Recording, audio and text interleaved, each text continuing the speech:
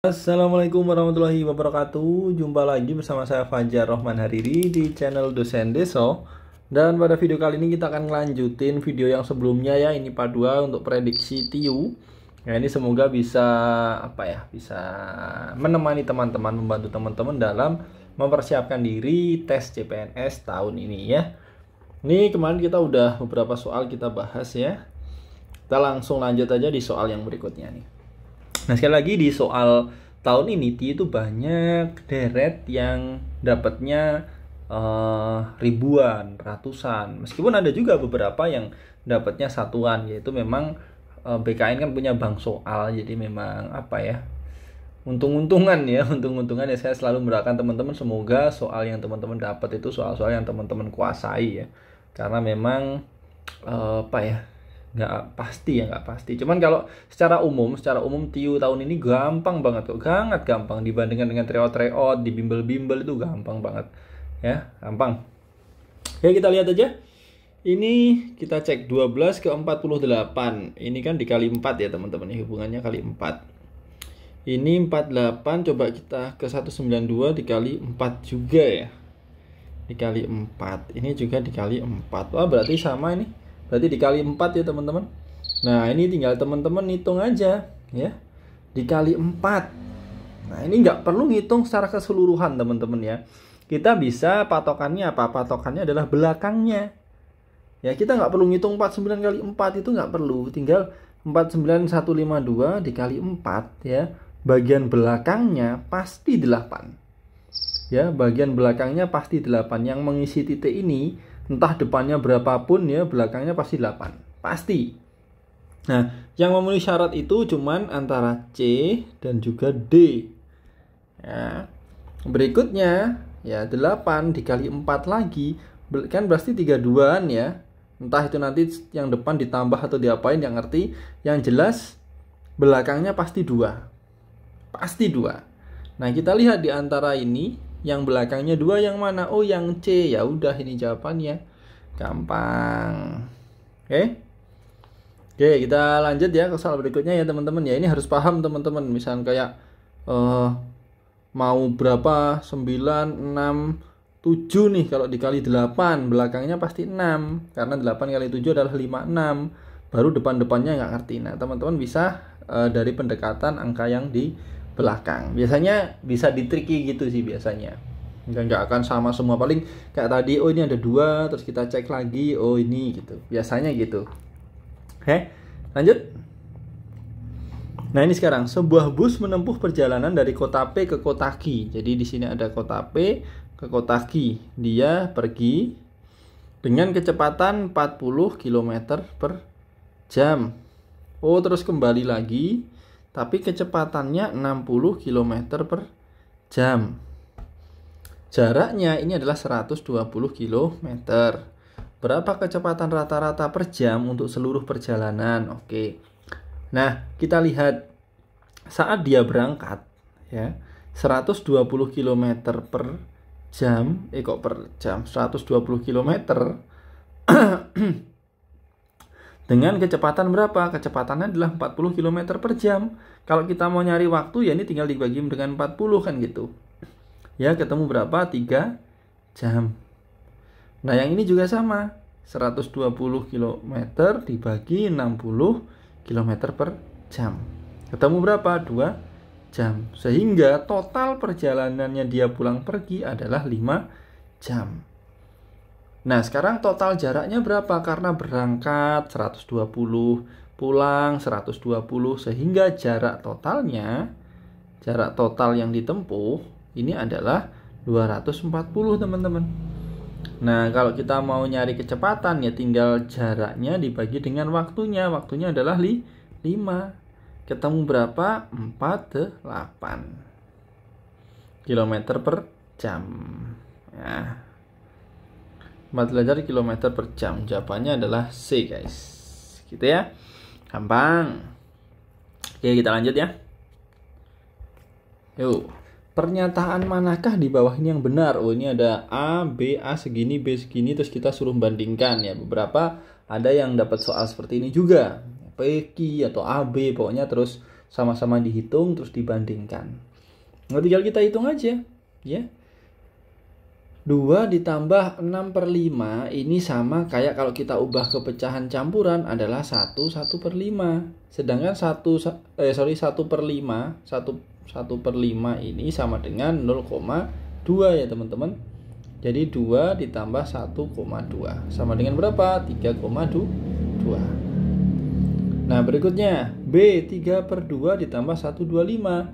3/2 ini kan sama kayak 1/2 atau 1,5, 1,5 ya. Berarti ini kan 1,5 ditambah 1,25 sama dengan berapa? 2,75. Kita lihat bahwa A lebih besar daripada yang B. Jawabannya adalah B guys. Ini ya. Ini kita jabarin pelan-pelan, semoga teman-teman paham ya. Buat yang sudah paham sih langsung dihitung biasanya, bisa langsung dihitung udah tahu biasanya gitu ya. Karena apa? Karena ini kan 1 koma, ini 1 koma. 1 koma ini kan pasti sekitar 2 ya. 2 sekian, nggak akan lebih dari 3. Sedangkan ini lebih dari 3. Nah, jelas lebih besar A. Itu bisa juga kalau sudah terbiasa ngitung sekilas itu udah ketahuan jawabannya. Memang Tio ini apa ya? Dia yang terbiasa, dia yang berkuasa teman-teman. Jadi memang harus banyak-banyakin latihan soal kalau Tio ya. Oke, lanjut kita ke soal figural. Soal figural di sini ada kali berubah jadi plus. Kita lihat yang tengah dulu ya. Kali ubah jadi plus. Berarti ini nanti kali di sini ya. Nanti kali. Yang kali cuman yang enggak kali cuman D ya. Ternyata yang lain kali. Sekarang kita lihat posisi segitiganya. Posisi segitiga, lingkaran hitam, lingkaran putih. Segitiga, lingkaran hitam, lingkaran putih. Segitiga, lingkaran hitam. Sama terus ya, posisinya tetap sama urutannya. Ternyata ini dia hanya diputar 45 derajat berlawanan dengan arah jarum jam. Ya, lihat aja nih ya. Segitiganya kan jadi ke sini. Ya. Segitiganya plusnya ya ini jelas diputar 45 derajat berlawanan arah jarum jam. Berarti nanti silang ya. Segitiganya nanti berarti ke sini, ini segitiganya. Terus ini lingkaran hitam, ini lingkaran putih. Mana yang memenuhi syarat? Ternyata adalah yang E guys. Nah, jelas ini, gampang. Nah, ini hitung-hitungan lagi. Ini teman-teman kalau yang nggak terbiasa itu paling di skip ya. Padahal ini gampang banget. Yang penting tenang, pelan-pelan aja ngerjakannya. Insya Allah pasti bisa ngerjakan kok untuk hitung-hitungan. Karena memang ya hitungan sederhana teman-teman ya. Pelajaran kita SD dulu. Mungkin kalau teman-teman lupa bisa dibuka punya anaknya, punya adiknya, punya saudaranya yang pelajaran-pelajaran SD, coba dikerjakan PR-nya juga gitu ya. Nah, di sini ada pengurangan. Ini pembagian ya. Pembagian ini kan bisa kita tulis aja. 17 kuadrat dimin 13 kuadrat ya dibagi dengan 5 dikali 24. Nah ini teman-teman mau ngitung dikuadratkan ya monggo, terserah silahkan. Teman-teman mau pakai konsep yang gampang, A kuadrat dimin B kuadrat sama dengan A plus B, A min B, ini juga boleh. Kan lebih gampang ini ngitungnya ya. Kita coba aja 17 min 13 atau samakan plus dulu lah, plus 13, 17 dimin 13 dibagi dengan 5 kali 24 berarti berapa? 120 ya. 17 ditambah 13 ini kan 30. 17 kurangi 3 ini 4. 30 kali 4 berapa? 120 juga bagi 120. Ini berarti nilainya 1 ya. Yang di sini ini nilainya 1 ya guys. Ini nilainya 1. Jadi 1 dikurangi ya 16,67% ini kan sama kayak 16,67 per 100 dikurangi 0,67% dikurangi 0,67 per 100 ya. Kita taruh bawah sini aja ya biar enak space-nya. Saya lanjutkan di sini. Berarti 1 dikurangi 0,1667 dikurangi 0,1667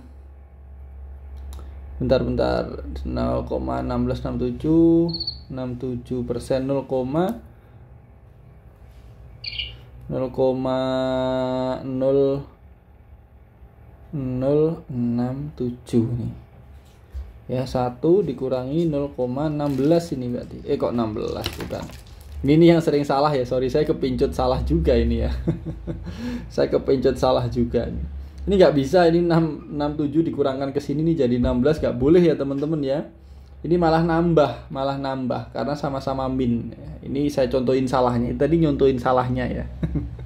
Jadi 1 dikurangi hasilnya ini berapa nih berarti? 0,1734.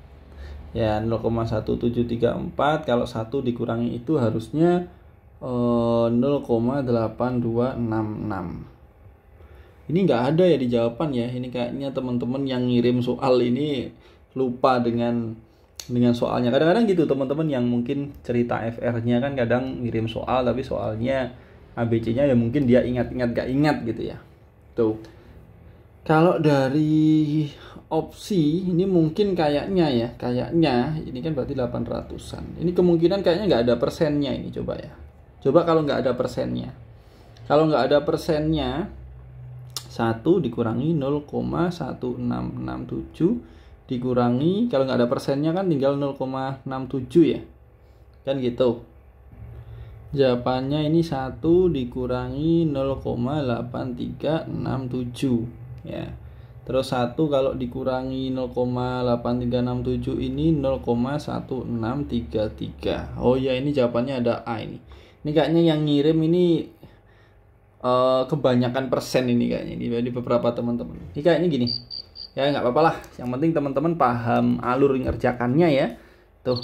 Semoga teman-teman kalau ketemu soal-soal yang sudah kita bahas ini bisa ngerjakan dengan tenang ya, karena kebanyakan bisa ngerjakan tapi keburu waktu, terburu-buru dengan waktu, mentalnya, terus paniknya itu yang bikin nggak bisa berpikir jernih ya. Semoga teman-teman tetap bisa berpikir jernih di saat tes, selalu diberikan kelancaran, kemudahan dalam segala urusannya termasuk dalam proses mendapatkan NIP tahun ini.